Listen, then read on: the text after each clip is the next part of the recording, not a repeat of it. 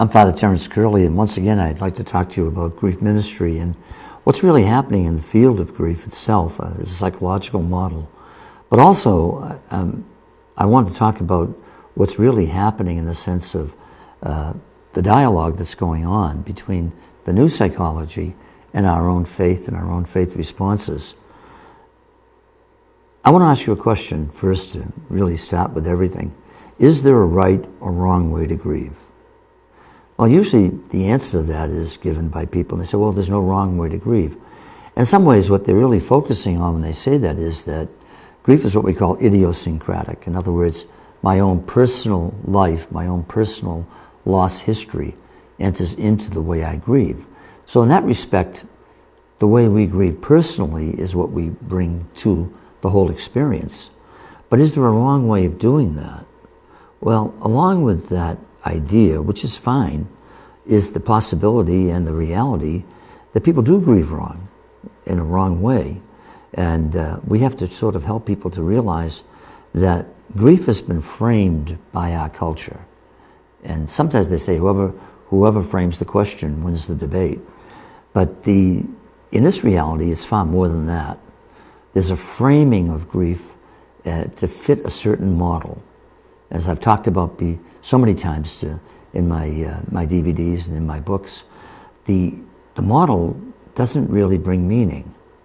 That model, that standard model, doesn't bring the meaning that we need. So can we make a mistake in meeting the wrong people and thinking that we're actually doing something to help us with our losses and our grief? Judge Bonanno wrote a book called The Other Side of Sadness. And in that, he gives her an example. One of the stories that he gives is a story of a young girl who comes home from college. And she went to college right around the time when her father died. She was home for a little while, but then she came home. And her mother was very upset because she said, she doesn't seem to be grieving right. There's something wrong. She's not tearful. She's not always upset, perhaps the way the mother was. It's a little transference there. But anyway, what happens is she said, you really have to go for grief counseling. So she went to somebody, and she went for maybe 7 sessions or whatever the insurance allowed. So she went for 7 sessions, and she said to her mother, I've gone through the 7 sessions to make you happy, but I feel worse than when I started. Because what happened in the counseling was that she was supposed to perform certain tasks, go over certain memories in order to move on. Whereas in reality, it wasn't like that for her. Somehow or other, she had the resiliency, the grace, the ability to cope. And so in doing that, she didn't have to move on.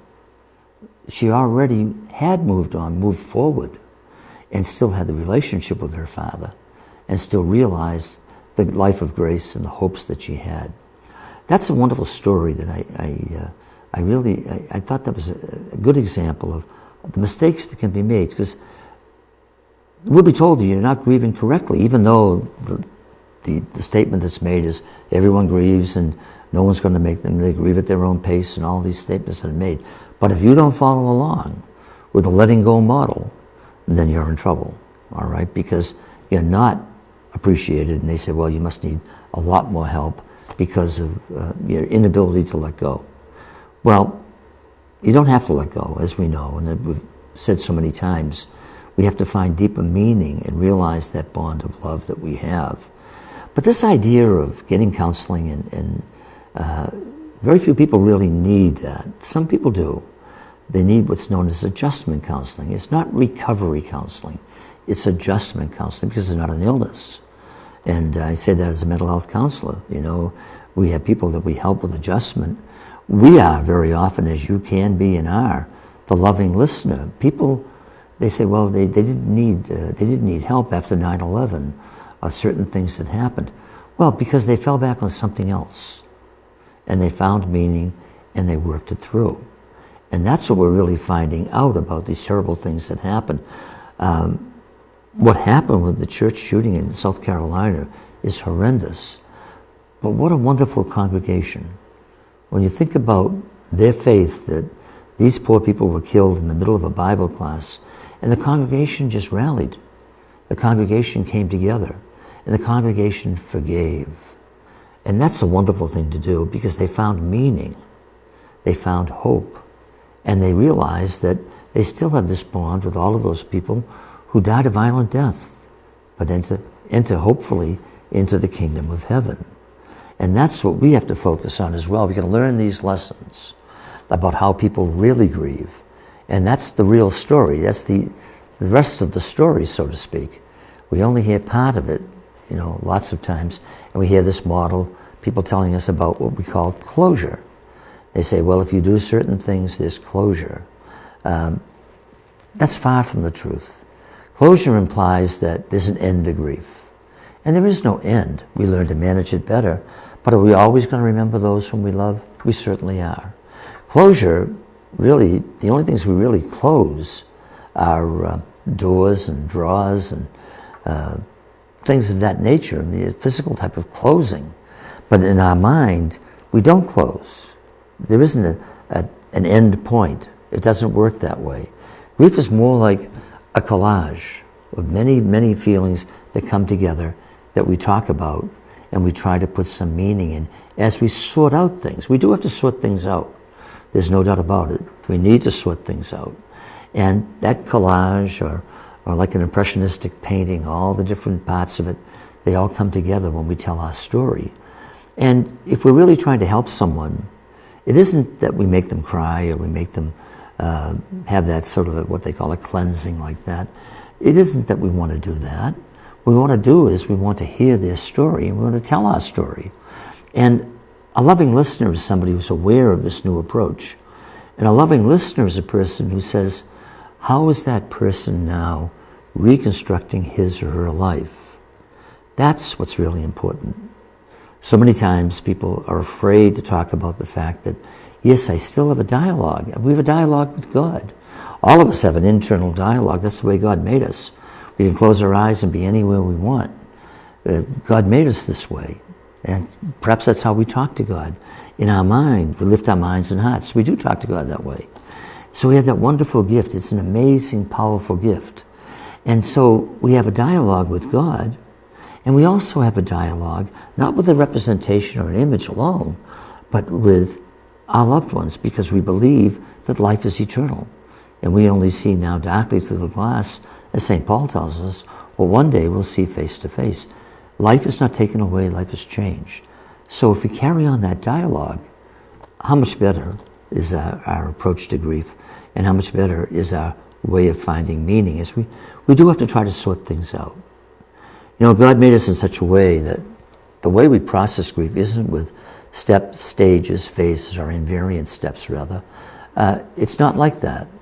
We process grief in a way, and there's actually a process that's called the dual processing model.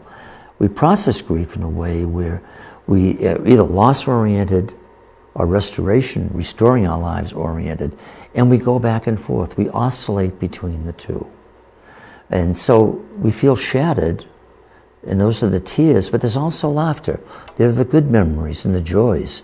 And God made us in such a way that we don't sustain that shattering forever. It has to change. And we tell the stories. I used to think, well, people tell these stories and everybody laughs. Maybe that's not the right approach. But now I understand. It is the right approach. When we process things that way, we're helping people to find meaning. So we oscillate between, as we do, we oscillate in the way we breathe in and out, we move our muscles and all these things. It's all part of our human being. And that's the way our mind works as well. We tell the happy stories and the sad stories. We go back and forth. We try to revise the world that's been broken, and we try to rebuild it. So there is that oscillating going back and forth. Yes, we have to accept and go through the sadness and the shattering. No one's minimizing that. But at the same time, we have to say, how can I now, bringing with me always my relationship that hasn't been severed with the loved one that I have, and rebuild my world and find deeper meaning and find hope. So there's a lot more that we have now to work with, and there's a lot that we can do to bring meaning and hope. And that's really what we call our toolbox, How do we really process things? We don't want a toolbox that doesn't work. We don't want to give all the old tools that never really worked. like steps and stages and phases and variant steps rigidly, that you have to do this, this, and this.